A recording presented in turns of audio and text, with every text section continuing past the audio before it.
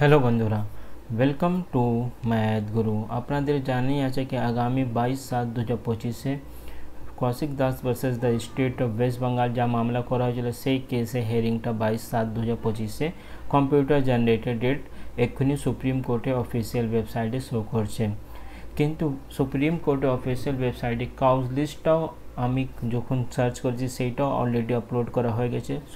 কৌশিক দা যা case file করেছে এটা হলো একটা মিসলেনিয়াস অ্যাপ্লিকেশন কেস। আর মিসলেনিয়াস অ্যাপ্লিকেশন 22 তারিখে কাউজ লিস্টটাও অ্যাডভান্স কাউজ লিস্টটাও অলরেডি আপলোড করা হয়ে গেছে সুপ্রিম কোর্টে ওয়েবসাইটে। কিন্তু এই যখন যে অ্যাডভান্স কাউজ লিস্টটা আপলোড করা হয়েছে তার মধ্যে আমাদের Koushik Das versus the state of West Bengal কেসে লিস্টিংটা হয়নি। তার মানে এটাও হতে পারে কি আগামী 22 তারিখে এই কেস হিয়ারিংটা নাও হতে পারে। কিন্তু এটা আমি আবার জানিয়ে দিচ্ছি এটা একটা অ্যাডভান্স লিস্ট হতে পারে, পরে যখন ফাইনাল কাউজ লিস্টটা আপলোড হবে সেই সময় এই কেসটা লিস্টিং হয়ে যাবে। কিন্তু অ্যাট প্রেজেন্ট যদি আমি কথা বলি এখানে অ্যাডভান্স লিস্টে কৌশিক দাস কেসটা লিস্টিং হয়নি। আমি আপনাদেরকে এখানে সার্চ করিয়েও দেখে দিচ্ছি, আমাদের ডায়েরি নাম্বারটা হলো 31314, সেটা এখানে দেখা যাচ্ছে না। যদি আমি নাম থেকেও খুঁজি তো KOUSIK সেটাও খোঁজা যাচ্ছে না। এর মানে অ্যাডভান্স লিস্টে Koushik Das versus the state of West Bengal যা কেস ফাইল করা হয়েছিল সেইটা লিস্টিং করা হয়নি। পরবর্তীকাল যা হবে সেটা আমি আপনাদেরকে আপডেট করে দেবো। এটা অ্যাডভান্স লিস্ট আছে।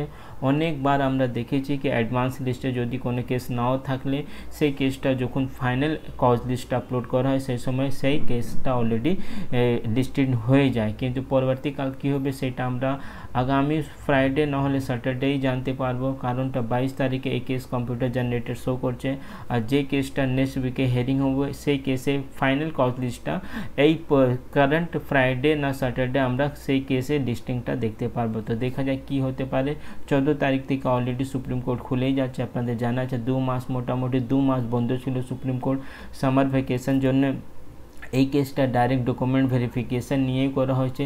কিন্তু মাঝখানে একটা যে আপডেট আমি পেয়েছি যারা কলকাতা হাইকোর্ট থেকে ডকুমেন্ট ভেরিফিকেশন নিয়ে কেস করেছিল আর ওরা ওখান থেকে জিতে গিয়েছে আর ওদের ডকুমেন্ট ভেরিফিকেশনটা 22 তারিখ থেকে চালু হবে। সেরকম অনেক ক্যান্ডিডেট ওরা ভাবছে কি আমরা এই ডকুমেন্ট ভেরিফিকেশন যা নোটিশ ইস্যু করা হয়েছে ওয়েস্ট বেঙ্গল প্রাইমারি বোর্ড থেকে সেই নোটিশ উপরে আমরা একটা কোর্ট কেস করব, মানে কলকাতা হাইকোর্টে কেস করা ওরা চিন্তা ভাবনা করছে।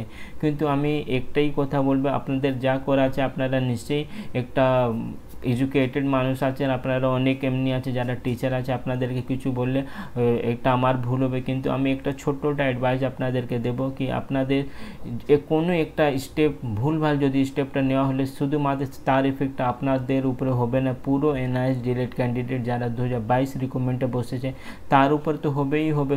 আগামী যেহেতু যখন নতুন রিকমেন্ড আসবে তার উপরে NIS ডিলেটেড ক্যান্ডিডেটের এফেক্টটা হতে পারে। নিশ্চয়ই সেখানে পজিটিভ আর নেগেটিভ দুটোই অপশান আছে। আমি এটা বলছি না কি কলকাতা হাইকোর্টে কেসটা করলে পুরোপুরি নেগেটিভ জাজমেন্টই আসবে, হতে পারে ওখানে পজিটিভ জাজমেন্টটাও আসতে পারে। কিন্তু আমি একটা যা আমার ছোট সাজেশন আছে, আপনারা প্লিজ যারা যারা অ্যাডমিন প্যানেলে আছেন আর যারা যারা যে গ্রুপটাকে লিড করছেন আপনারা একটু মিটিং করে নিন কি আগামীকাল আমরা কি স্টেপটা নেব। অনেক জন ওরা ভাবছে আমরা সুপ্রিম কোর্টে যা কেস করেছি সেই কেস উপরে ডিপেন্ড করে বসে থাকবো। অনেকরা ভাবছে আমরা কলকাতা হাইকোর্টে আলাদা করে কেস করে ওখানে এই ডকুমেন্ট ভেরিফিকেশন মামলাটাকে কলকাতা হাইকোর্টে গিয়ে ওখান থেকে তো সলভ আউট করার চেষ্টা করব। অনেক ভাবছে কি এই কৌশিক দা যা কেস করেছে এখানে একটা IA ফাইল করে এই কেসের সাথে আমরা যুক্ত হয়ে যাব।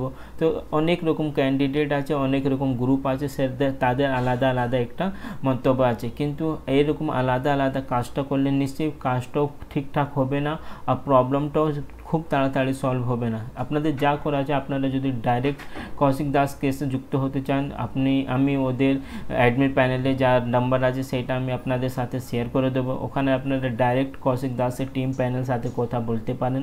তারপর আপনাদেরকে যা ভালো লাগবে সেটা আপনারা নিজেই একটু চিন্তা ভাবনা করে পরে করতে পারেন। কিন্তু একটু আলোচনা করে যদি কিছু কাজটা করলে অনেক ভালো হবে। এখানে শুধুমাত্র 2-4 জন নেই, এখানে 3300 প্লাস ক্যান্ডিডেট হয়ে গেছে যারা 2022 স্টেটে রিকমেন্ডে পার্টিসিপেট করেছিল। তো পুরো কোনো একটা জাজমেন্ট সবার উপরে এই জাজমেন্ট এফেক্টটা দেখা যাবে, আর শুধুমাত্র এই কারেন্ট রিক্রুটমেন্ট জন্য না, আগামী যখন নতুন রিক্রুটমেন্ট আসবে তার এফেক্টটা আগামী রিক্রুটমেন্টের উপরেও আমরা দেখতে পারবো।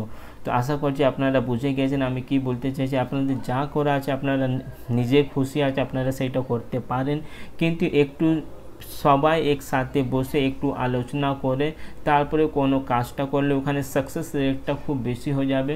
নিশ্চয়ই আমাদের পক্ষে অনেক ডকুমেন্ট আছে, আমি এই নিজেই ইউটিউব চ্যানেলে অনেক এমনি ডকুমেন্টটা আপনাদেরকে দেখিয়েছি যেটা পুরোপুরি আমাদের পক্ষেই আছে। আর সুপ্রিম কোর্টে যেদিন এই কেসটা উঠবে সেদিন নিশ্চয়ই কিছু না কিছু আমাদের পক্ষেই পজিটিভ জাজমেন্টটা আসবে। কিন্তু সব থেকে বড় প্রশ্ন, এটা কোনো একটা ভুলভাল স্টেপটা নিলে আমাদের নিশ্চয়ই ক্ষতিটা সবার জন্য হয়ে যাবে, এই জিনিসটা মাথায় রাখুন। আর আমার একটা এই সুপ্রিম কোর্টে যদি কিছু পজিটিভ অর্ডারটা চলে আসলে তার ইফেক্টটা সবার উপর হবে। আমি একটা এক্সাম্পল দিচ্ছি, ধরে রাখুন কলকাতা হাইকোর্টে কোনো কেস ফাইল করা হয়েছে সিঙ্গেল বেঞ্চে, সেখান থেকে আমরা জিতে গেছি। এইটা কে গ্যারেন্টি দিতে পারবে কি প্রাইমারি বোর্ড আবার ডিভিশন বেঞ্চে যাবে না? যদি ডিভিশন বেঞ্চে ওরা হেরে গেলে প্রাইমারি বোর্ড, উনি সুপ্রিম কোর্টে সেই কেস অর্ডারটাকে চ্যালেঞ্জ করবে না। কিন্তু এখানে কৌশিক দাসের কেসে একটা অ্যাডভান্টেজ এইটাই আছে কি এই কেসটা ডাইরেক্ট সুপ্রিম কোর্টেই করা হয়েছে, আর ওখান থেকে যা জাজমেন্ট আসবে ফুল অ্যান্ড ফাইনাল জাজমেন্টটা আসবে, তার উপর কোনো বোর্ড কোনো গভর্নমেন্ট কোনোভাবেই যেতে পারবে না। কিন্তু কলকাতা হাইকোর্ট থেকে কোনো জাজমেন্টটা দিলে নিশ্চয়ই যদি বোর্ড মানে ওদের মন মোতাবিক অর্ডারটা না আসলে নিশ্চয়ই ওরা ডিভিশন বেঞ্চে কেস করবে, ডিভিশন বেঞ্চে আবার হেরে গেলে সুপ্রিম কোর্টে কেস করবে, তাহলে এটা একটা লেন্দিং প্রসেস হয়ে যাবে। সেইটা আমি বলছি না কি 100% ওরা সিঙ্গেল বেঞ্চ থেকে ডিভিশন বেঞ্চে যাবে, হতে পারে কি সিঙ্গেল বেঞ্চ যেরকম ডকুমেন্ট ভেরিফিকেশন জন্য সিঙ্গেল বেঞ্চ যা অর্ডার দিয়েছে সেটাকে মেনে ওরা ডকুমেন্ট ভেরিফিকেশন জন্য সবাই এনআইএস ডিলেটকে ডেকে নিয়েছে। এটাও হতে পারে কি সিঙ্গেল বেঞ্চে যদি আমরা জিতে যাই সেই অর্ডারটাকে ফলো করে প্রাইমারি বোর্ড ডকুমেন্ট প্রসেসটাকে এগিয়ে নিয়ে যাবে, সেটাও হতে পারে। আমি কিছু বলছি না কি এটা 100% এইটাই হবে, কিন্তু অনেক এখানে অপশন আছে, অনেক পুরোপুরি মামলাটা একটু জটিলটা বেশি আছে। তাই জন্য আমি বলছি প্রত্যেক এনআইএস ডিএলএড লিডার যারা ওয়েস্ট বেঙ্গলে আলাদা আলাদা গ্রুপকে লিড করছে, আপনারা এক মঞ্চে এসে একসাথে কথা বলুন। আর যারা যারা এই ভিডিওটা দেখছে আমি ওদেরকেও রিকোয়েস্ট করবো প্লিজ এই ভিডিওটাকে আপনারা প্রত্যেকটা এনআইএস ডিএলএড বিশেষ করে ওয়েস্ট বেঙ্গল এনআইএস ডিএলএড গ্রুপে আপনাদের শেয়ার করুন, কারণটা কোনো একটা ভুলভাল স্টেপটা নিলে এই ইফেক্টটা সবার এনআইএস ডিএলএডের উপরে যাবে, এটা আপনারা নিশ্চয়ই বুঝতে পেরেছেন। এরপরে কিছু নতুন আপডেটটা আসলে আমি আপনাদেরকে দিয়ে দেবো। 22 তারিখে একটা আর কেস হেয়ারিংটা আছে, সেটা হলো কন্টেম্প অফ কোর্ট। যে কেসটা বিশ্বনাথ স্যার ফাইল করেছে সেই কন্টেম্প অফ কোর্ট মামলাটা এখনই কাউজ লিস্টে আপলোড করা হলো না, শুধুমাত্র মিসলেনিয়াস অ্যাপ্লিকেশনে যা ফাইল করা হয়েছিল সেই কেসটাই আমি দেখছি আপনার 25 তারিখ অবধি কাউজ লিস্টটা অ্যাডভান্স কাউজ লিস্ট আপলোড করা হয়েছে। এটা আমি বারবার বলছি এটা অ্যাডভান্স কাউজ লিস্ট হতে পারে, পরবর্তী যখন ফাইনাল কাউজ লিস্টটা আপডেট হবে সেই সময় আমাদের কেসটা লিস্টিং হতেও পারে, কিন্তু অ্যাডভান্স কাউজ লিস্টে আমাদের কেসটা লিস্টিং হয়নি।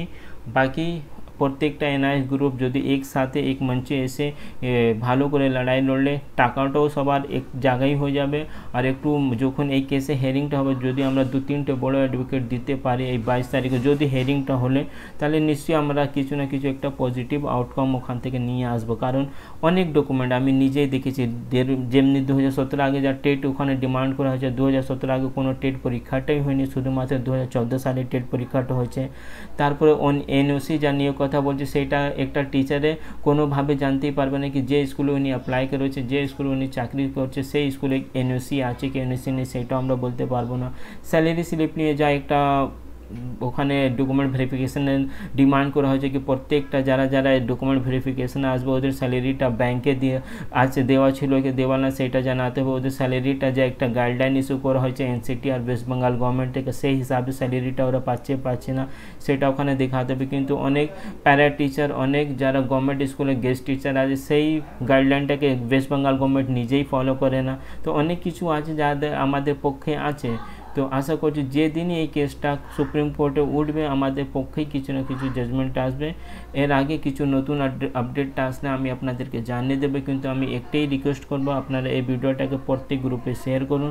যারা যারা কোনো গ্রুপকে লিড করছে সেই লিডাররা দরকার হলে আমি কৌশিক দাসে যারা অ্যাডমিট প্যানেল আছে ওর নাম্বারটা আমি নিজের টেলিগ্রাম চ্যানেলে শেয়ার করে দেবো, ডাইরেক্ট আপনারা ওনাদের সাথে কথা বলুন, তারপর আপনাদেরকে যা ঠিক লাগবে সেই কাজটা আপনারা করতে পারুন। এর মধ্যে কিছু নতুন আপডেটটা আসলে আমি আপনাদেরকে দিয়ে দেবো। চ্যানেলে নতুন থাকলে চ্যানেলকে সাবস্ক্রাইব করুন। Thank you.